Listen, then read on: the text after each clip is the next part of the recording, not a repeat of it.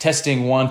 Holy demon, Gilly, control them all. Much better. G'day legends, welcome back to the YouTube channel. My name is Ryan Gilchrist. I am still gently disabled, so I thought I would give you a little tour of the equipment I use to make videos. If you're not really into nerdy camera gear and stuff, now might be the time to find a different video to watch, but if you're keen to learn something new, you might figure something out. You might also figure out how I get this stuff done. Okay, first of all, it's worth recognizing that this stuff I'm about to show you is not purely for making videos on bike riding and Instagram and stuff like that.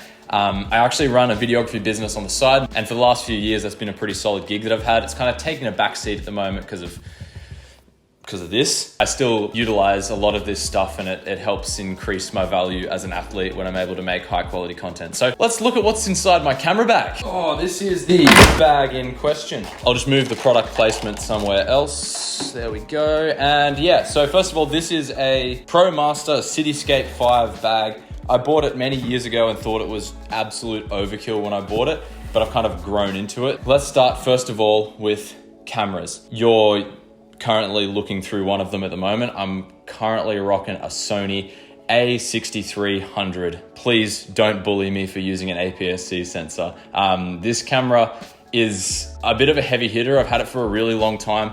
I love it because it shoots 4K 24, which is what you're looking through right now. It shoots 1080p HD, which is that beautiful buttery slow-mo that I absolutely clutch often. APS-C, so it's cropped, so you get to be able to zoom in a little bit further.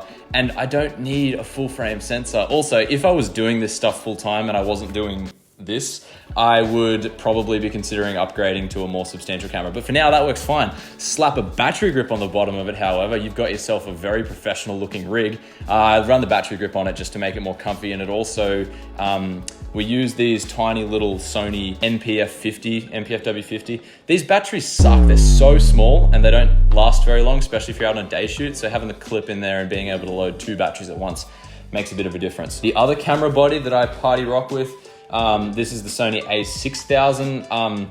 It's kind of the one below the one you're looking through at the moment. This is my first camera and I just didn't really feel like selling it because having 2 camera angles is sometimes better than 1.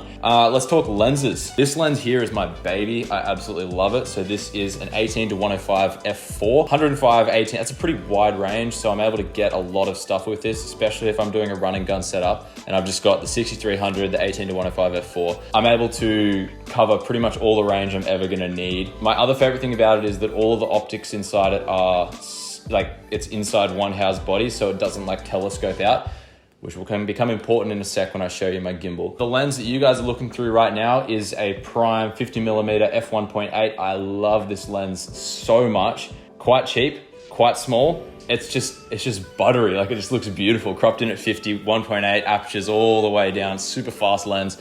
And yeah, just blow out the background of everything. And if you pair that with 1080p slow-mo and a gimbal, you've got yourself the wildest looking setup, and it's not that expensive. Third and final lens. This is a 7.5mm 7 Artisans f2.8 fisheye, the fish dog flogger. I love it. This lens has been abused and I'm pretty sure it's broken at the moment. The max focus doesn't actually work, I don't think, which is depressing, but I will happily go and buy another one of these. I think a 300 AUD. Totally worth it. Fisheye is eternal. So there's the bodies and the lenses. Let's take a look at what we do GoPro wise. Currently party rocking with a GoPro Hero 10 Black. I use GoPros a lot for my POVs and stuff, and this one's kind of the gold standard minus the newest 11. Don't really feel the need to upgrade because the Hypersmooth in this is almost identical to the Hypersmooth in the Hero 7 that I previously had. So if you're looking to upgrade, probably don't bother. Sorry, GoPro. I'm actually kind of looking for any reason to boycott GoPro because I feel like I'm stuck in the vicious cycle of upgrading and getting nothing in return. And yeah, I've got that. I've got a spare battery. This is all the sticky mounts. Got the Surf bike grip mount there. It works nicely for open face POVs. Little secret sneaky hack there. We've got the Beast Secret POV mount. That's what all the chatterboxes are filmed with. I'll make a YouTube video about that one day. Head strap mount, GoPro Hero 7 in case the Hero 10 folds, and this one mounts onto circular shaft-like objects. That's the GoPro setup that I carry around with me all over the place. covers me nicely for all the stuff that I need. Taking a little bit of a step back into the main camera world, Rode VideoMic Go. It's the Rode VideoMic Go, not the Rode VideoMic Pro, you stupid. This thing's a really nice shotgun mic, sits on top of the camera, phantom powered, so it doesn't have any external power, plug it in. It doesn't have any manual adjustment on the input decibels, so you put it on the camera and it basically just like kind of figures out what decibel level it needs to be at. So if you're really quiet and then you start talking, it'll just be like really, really loud. So if ever you're talking into it, you kind of need to like prepare it for what you're gonna say. Feelworld Monitor. I'm just starting to get into using monitors because I get a little bit tired of trying to look through the viewfinder or the tiny little display. This thing's lovely when it's working. Runs off a NPF 750 battery, big dog out the back, all fine and good unless you forget to turn it off and it drains the battery overnight. But yeah, this thing's nice.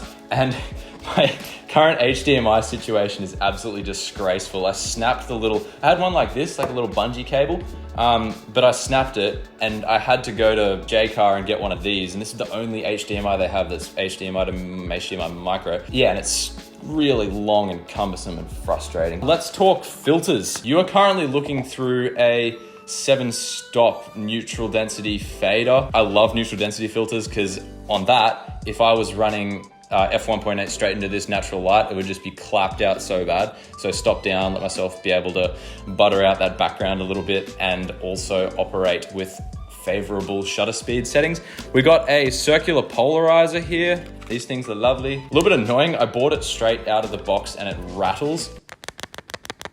That was a little bit annoying, but polarizing filters are exactly like sunglasses that are polarized. You twist the thing and it cuts through reflections. It's kind of magical. We've got here the Senheiser EW100G3. These ones are radio, which is like super old school, but you're able to like shoot anything with it. Like I can shoot through a crowd, it can shoot way further ahead. You don't have to have line of sight. Pretty magical, and the audio quality is absolute butter. So this one here goes on your client's pocket and then you run a lavalier mic up, put it on there and you record buttery audio. I also find it kind of amusing that despite having all of these super expensive audio recording solutions, I'm currently recording on an iPhone. So it's not what you have, it's how you use it. Is that how you say it? Let's go to the drone. Original DJI Mavic Air. I actually got this for free. And when I say free, I mean, I did a job and they were like, we can either pay you this much or we can give you this drone. And the drone was worth way more than what he was going to pay me. So I'm like, sweet, I'll take the drone. Seriously underutilized this, mainly because it weighs more than 250 grams. So if you want to legally fly it, you have to go through innumerable loopholes. It's an absolute pain. Into the hindquarters of the bag, we have this compartment is filled with silica gels. You know those things you get when you get anything technologically involved and it says do not eat. So I put them all up here in case I get hungry. And also when I put it down, it sucks all of the moisture out of my bag so that I don't get mold in my lenses. Emergency Panadol, never know. We've got an emergency Cliff Bar for when the tummy grumbles. We've got, oh, that's where this thing went. This is an intervalometer. This is used to take multiple exposures at planned intervals over a period of time. So it allows me to take raw, long exposure time lapses. So I can basically say, hey, please take, it's not voice activated, you got to go through a meticulous menu. Say, hey, please take 1,000 5-second long exposures every 30 seconds. Then the camera just goes long, goes tick, click, click, click, click, click, and then it all ends up being saved to the files, and then you can put it all together into a hyperlapse or a time lapse or something like that. Not one, but two multi-tools, because cameras have decided that they want to have imperial bolts, which is just so frustrating, and this one's metric bolts. So yeah, so if you were to rock up to the camera with a 3, 4, 5, 6 mil Allen key, it would perfectly fit between them, which is so frustrating. That's the actual bag. A whole bunch of other stuff I have that I bring around with me depending on the magnitude of the shoot or the importance of the shoot. First of all is this thing. I'll set it up. All right, this right here is a gimbal. I actually bought this thing before I had any of these cameras or lenses. So the chronology of my camera acquisition journey is seriously back to front. So yeah, there you go. This is the gimbal. It keeps the camera nice and stable. I can move up and down. The favorite thing to do is this one here. It's like, pretty factory, looks really good. There's a Feiyu Tech A1000 gimbal. This is something that I absolutely cannot be bothered setting up. This is a Godox ML60. It's a 60 watt point source light. Plug it in or run it off a couple of NPF 970 batteries, and then you're away. This thing is stupid bright. It's very small. It has a great personality. When you put it into a massive soft box, it creates a beautiful, nice diffused light, and it packs a serious punch. In this bag, I have a whole bunch of different accessories, battery, grips, mounts, and necessary things that are used to make the light operate. Currently shooting on a Manfrotto 890, 980 EXTRA tripod. Another one of those things that I bought, flinched so hard at the price, bought it anyway, and it's grown into my kit and I really enjoy it. This right here is an iPhone 13 mini, has the exact same cameras as an iPhone 13, and it is smaller, so I like it, fits in my pocket. Like I said, I'm recording audio on this, so yeah, you don't need all that other stuff I just spent 10 minutes explaining. This is a 2020 M1 13-inch MacBook Pro. It's about 2 years old now, which means it's got 2 years of Adobe Premiere Pro cache files on it, which means it's starting to slow down and goon out on me. Kind of remedying that a little bit is a Sony... Samsung. It very clearly says Samsung. Why would you say Sony? T7 1TB SSD. It's an external drive. It's not a spinning disk, so everything is solid state, and I use that to edit off. So I edit off that instead of editing off the computer's internal hard drive, which means that it runs a little bit quicker.